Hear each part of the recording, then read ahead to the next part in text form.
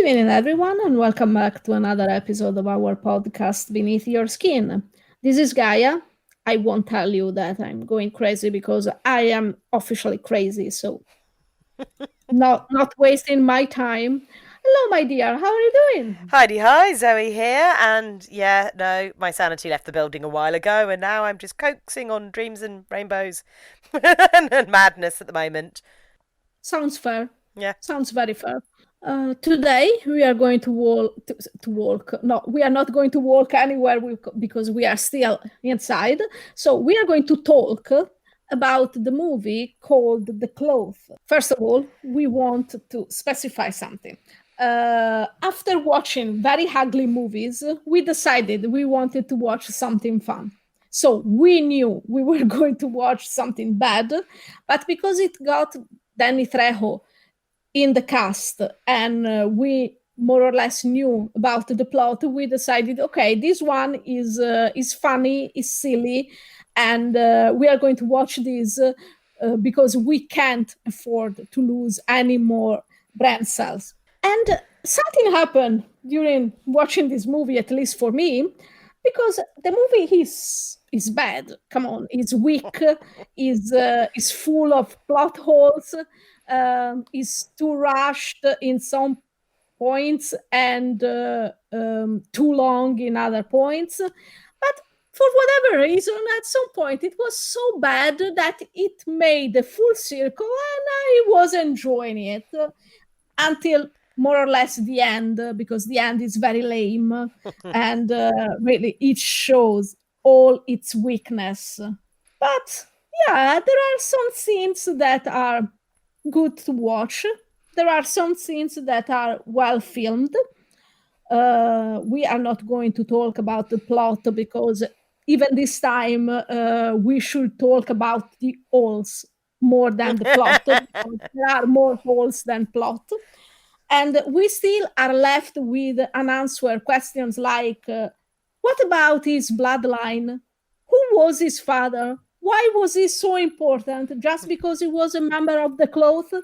But what member? Aren't the members of the cloth supposed to be priests? Or at least the majority of them should be? And stuff like that, you know? So at some point, my mind ran free once again, and I was like, okay, what if? Because at some point they spoke the word bloodline, and when you say bloodline, you imply something bigger than just, oh, your father was a member of the cloth. No, if the cloth was formed and founded by the seven archangels, why seven is a mystery, but that's another point. Yeah.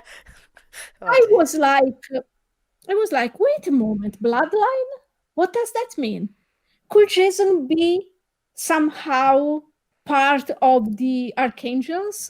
Could he be the son of one of them? Could he have angel blood in his veins?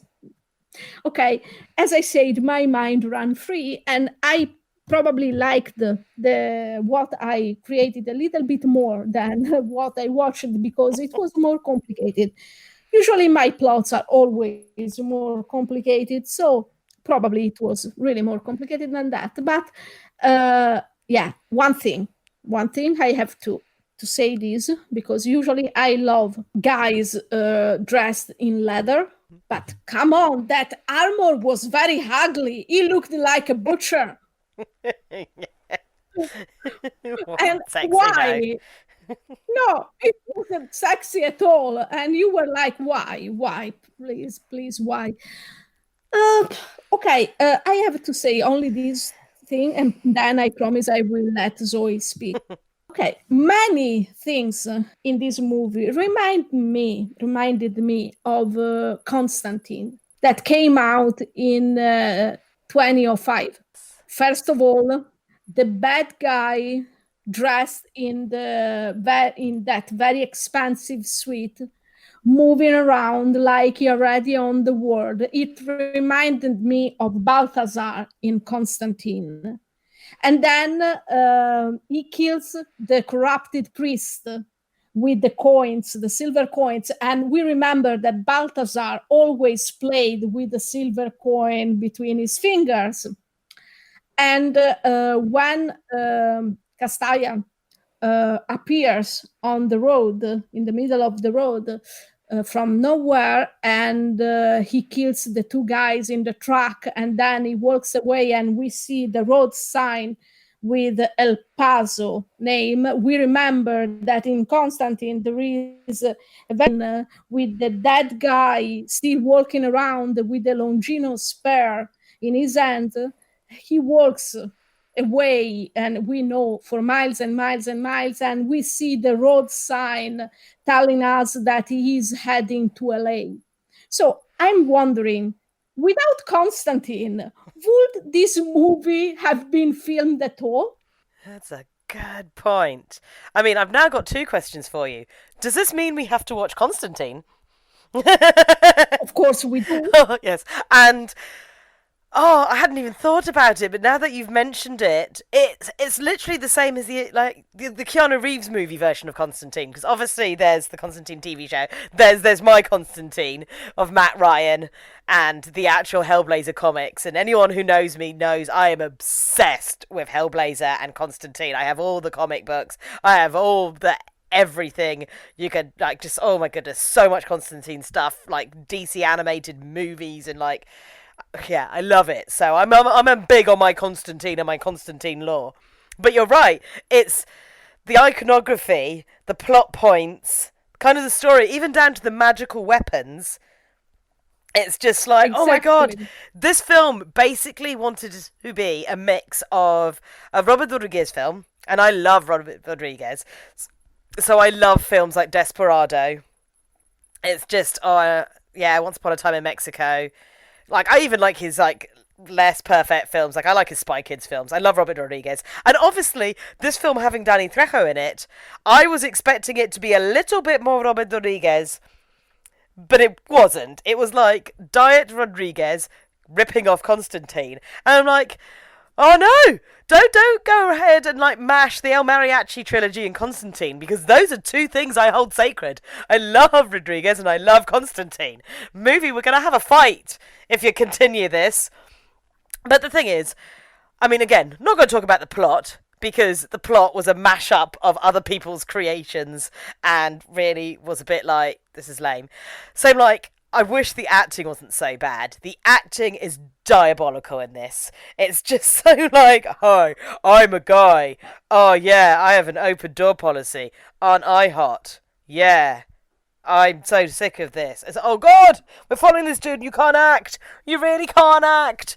But you get past that, and I forgive bad special effects because I don't really care about bad special effects. If it's a low budget film, it's going to have low budget effects. And I have to admit, I found a lot of the effects hilarious. People were cuffing up weird tentacle monsters from their throats, and another pet joy of mine is I love a tentacle monster. So mouth tentacles, like demonic mouth tentacle people, I'm like, oh yeah, that's my jam, I'm into that. And okay, the weapons were cool. I mean, it's a shame because like I think in the hands of Robert Rodriguez, we could have had a really good movie, because Robert Rodriguez just knows how to make films. I love his films. And you had Danny Trejo in there, and he didn't even like, come on, just get your machete and fight the demon. No, you're just basically a cameo in this movie. And it's like, and for ages they kept going, oh, the bloodline, and then like, it's like, so is he Danny Trejo's kid? And it's like, no, he's not Danny Trejo's kid. Danny Trejo's character dies at the beginning of the movie, and you're just like, you're only on the screen for 5 minutes. But it even starts off with the possession and the crawling up the wall, which is how the Keanu Reeves Constantine film starts. And I'm like, wait a minute, oh god, oh, you are ripping off my baby. I mean, I don't actually like the Keanu Reeves Constantine that much because it's not real Constantine, but still, it's funny. But yeah, this one is just like, I don't know really what the plot was. The plot was some bad guys coming back, opening the gates of bad guyness, and they have to fight demons. It's literally like, it might as well be the plot of any series of Supernatural. It's just like, we're some dudes, we're gonna go fight some demons. The end. That's the plot basically. But It had some funny bits. I think my favourite bit is when Demon Dude is like he gets into the bed with the two girls, and then it's like, oh, it's heating up, and then obviously the picture of Jesus catches on fire. Some weird little Buddha statue starts sniggering, and then they're like, oh, it's getting hot. Oh my god, and they're burning up, and he goes, ha ha, and you could tell someone's just picked up the sheet in the background and shaking the sheet, going, woo! Look at my power! The silk sheets are somehow flying by themselves. Oh, I'm so demonic. And I was just like, oh my god, oh my god. That's literally either some guy standing behind you shaking the sheet, or people have put it on strings and are just pulling it about. And I'm like, oh my god, best special effects ever. String sheet, and I love it. And then I totally fell in love with Helix. I'm just like, oh my god, he's cute and nerdy and emo and well built, and he makes all the weapons, and somehow magically knows awesome martial arts at the end, and knows how to knee slide, because he just kept knee sliding around this demon, going, cool knee slide, yeah, roundhouse kick to the demon's head. I'm like, you've made all the armor and all the weapons. Why are you knee sliding and fighting like your martial arts style when you could pick up any of these weird spiritual bombs that you've created and the magic guns? But I was a bit in love with Helix. I was like, oh, you're my type, boy. Yeah, you do that. Yeah, kick that demon. It was just like, yeah. I didn't like the girl much. I thought she was a bit vapid and uninteresting. But it's alright, because at the end of the film, Jason and Helix clearly have a thing going on as they do that bicker of like, oh, blah, blah, blah. And I'm like, ship is born. Yeah, there's a ship. I agree. I began to ship them as soon as they were on screen together. So I was like, ooh, interesting. I have a question, another one. Why was she whispering for all the movie long? She always used this quiet voice, like she was sharing a big secret with us and she didn't want anyone else to listen. But really, why? Why are you making things so hard for me to follow? And people, I watch these movies with my headphones on. So the dialogues are straight into my ears. But she was murmuring with this low voice, and it was so hard to follow her. And of course, she was hiding the big secret of the revelation of the movie. Jason Dad was the one who exorcised her. Ooh, interesting. No, not really. We don't care. No, not really. No. And really, so she was somehow the key to unlock the gates of hell or whatever. The demon possessing her then possessed the other priest, and then he died because someone shoot him, and boom, that was all. Not really. I mean, I was expecting something a bit more climatic. Yeah. The end was really anticlimactic, and I was like, lame. Perhaps I'm crazy, or well, without the perhaps. So I enjoyed the scene of the fight in the nightclub. It was confusing. It was chaotic. It was very, very hard to follow. And yet I liked it because it gave me the sensation that, at least for once, the director knew exactly what he wanted to do and what he wanted to reach as a result. So in my mind at least, he was trying to tell us a fight can be confusing. A fight is hard to follow above all when there are many people fighting all together. But the people doing the fight, they must be focused and balanced. And that's why it's chaotic for us to watch, but with the slow motion he uses, sometimes he gives us the feeling that Jason and the priest knew what they were doing. And that's hard sometimes to get in a fighting scene, because sometimes you really have the feeling that they have no idea what the hell they are doing and what the hell is going on around them. So at least that scene, I liked it. Yeah. It was well filmed. It was well done, and it gave me the sensation I wanted to have during that fight. Yeah. I do like the random bits of slow motion in this. They put a lot of effort into the slow motion, like the burst through the window and the glass is like, and I'm like, actually, I'm gonna give it to you. That kind of looks cool. I do like it.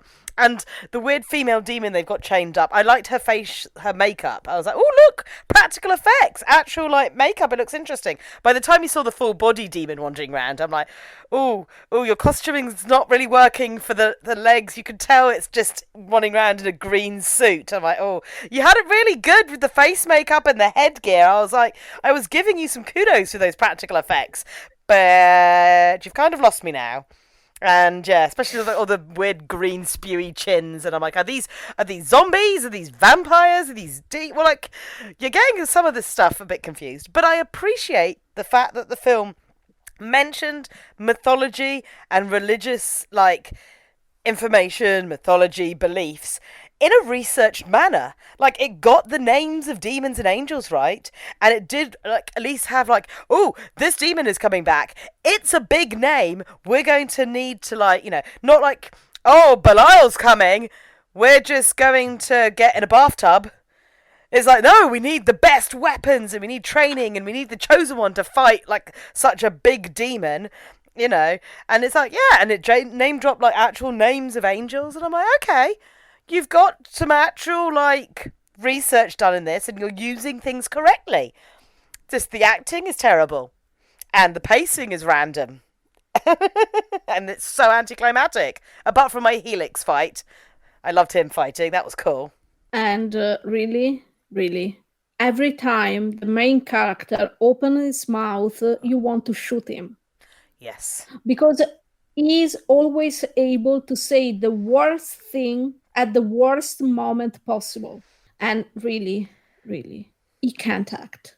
It's too much for him. During the whole movie, you have the feeling he never went into his character. He was just reading the script to us without emotion, without feelings, without anything. So he was just a dude reading aloud pages from a script that wasn't very good. It was honestly weak, very weak. Yeah, he wasn't having as much fun as some of the others. Like, especially the guy who was playing Helix, his guitar's my little crush. I'm like, hey, boy. I mean, but yeah, the guy who played Jason, God, it was such a bland, like, the way he spoke was just so like, oh, dude, just put some feeling into it. Do you even understand you're in a movie? He must have been someone's kid that they cast, because he clearly can't be an actor. No inflection in his voice, no emotions in his eyes, nothing. He does everything with the same expression, with the same flat voice. And you are like, my God, dude, you are not reading the phone book. Please. It was terrible. It really was terrible. So I agree with you. It's not like I saw him around much after this movie. I didn't check his filmography, but no. I don't think his career was that big after the movie or before the movie. No, I don't think anyone in this is really making themselves a big career. No, probably not. I would like to see this film get a Hollywood remake, because I think with good actors and a budget and a bit of tightening of the script, it could make a good, fun film. In the lines of things like Legion and Priest and the Constantine movies, that they're dumb fun, but you need to be able to act. Or you need Paul Bettany, because he was in at least 2 movies. Oh, yes, yeah, exactly. You just named. Need Paul Bettany. So, and he looks good without his shirt on. Yeah, bring Paul Bettany. So fantasy casting. And he's blonde, so we're fantasy casting it. So Jason is now Paul Bettany. Who's going to play my Helix? We need someone who can do martial arts, who's kind of like nerdy and pretty. Matthew Daddario? Oh, yes. Grows his hair out a little bit, though. He needs a little bit longer hair. Yeah. It's either that or I would cast him like Asian. Yeah,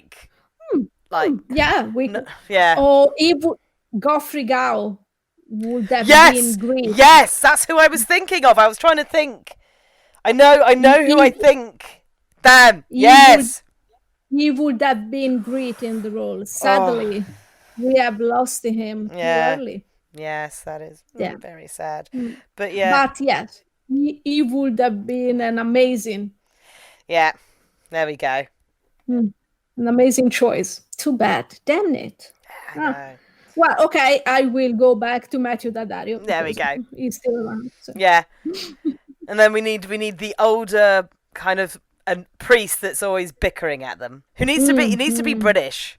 That kind of Yeah. like I know best. I'm exasperated all the time. Needs to be a British actor, slightly older and British. Oh, I don't know, but could Andrew also. Scott, Oh, who's Andrew Scott? Why do I know the name? Moriarty. Oh, okay, Mor- yes. but is perhaps a bit too young. Too young. I wonder about Who someone like else?